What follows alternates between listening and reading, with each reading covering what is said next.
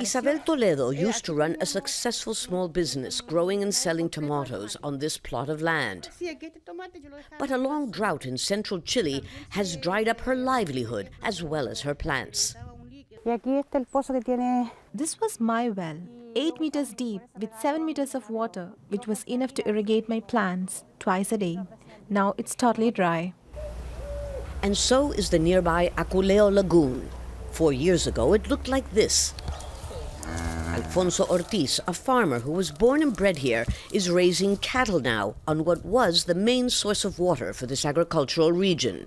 There's no water. I'm raising a few animals, but it's becoming too expensive to truck in the water. It's a disaster. He's not wrong. Farmers all over are being forced to sell their livestock and their land.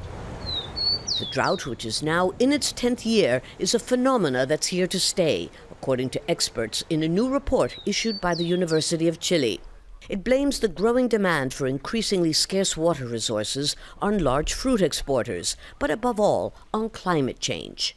This drought is just as visible above ground than on the surface and underneath. At this time of year, the Andes Mountains should have been covered with snow, which in turn in the spring melts and fills the rivers and the lagoons. But with the deficit of rain now at 80%, these mountains now look as though they've just had a little bit of salt sprinkled on the top. Chile's populated capital, Santiago, as well as the Valparaiso region, could be left without drinking water by 2030, according to the report. But there are ways to avoid disaster. One of them is to stop losing water that flows from these rivers straight into the Pacific Ocean. That would require dams. Just as urgent is the need to build more reservoirs before having to resort to large-scale desalinization of Chile's long Pacific Ocean coastline.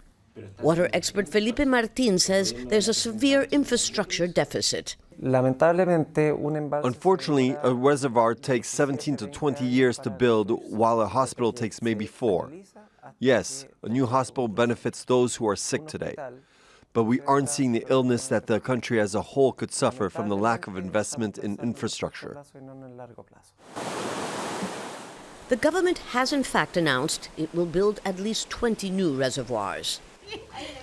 It won't be soon enough, though, for Isabel Toledo, who instead of growing and selling vegetables, is now cycling off to clean houses to make a living.